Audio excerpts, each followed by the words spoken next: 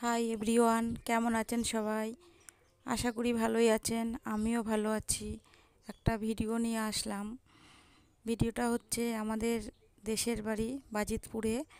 সেখানে এই ভোলে বাবার পুজো হয়। তাই সেই পুজো উপলক্ষে আমরা প্রতি বছর সেই দেশের বাড়িতে যাই, পুজো করি।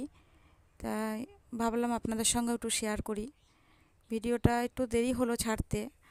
আমরা বৈশাখ মাসে 2 তারিখে যাই বাজিতপুরে। তা সেখানে আমরা 3 তারিখে প্রত্যেকের বাড়িতে বাড়িতে ঠাকুর আসে, জল ঢালে, দুধ গঙ্গা জল ঢালা হয়, পুজো করা হয়। সবাই ঠাকুরটাকে কোলে করে নিয়ে আনন্দ করে, খুব মজা করে। এক বছর জলের তলায় থাকে ঠাকুরটা। প্রতি বছর সন্ন্যাসীরা গিয়ে সেই ঠাকুরটা তুলে নিয়ে আসে, নিয়ে এসে মন্দিরে পুজো করা হয়। আপনারাও দেখুন ভিডিওটা। হ্যাঁ, আমাদের ঠাকুরটা দর্শন করুন।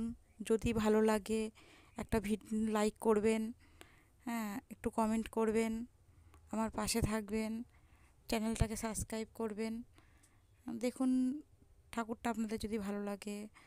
খুবই জাগ্রত ঠাকুর আমাদের, পূর্বপুরুষের বহু পুরোনো, মিনিমাম না হলেও 400 বছর হয়ে গেছে এই ঠাকুরটার বয়স।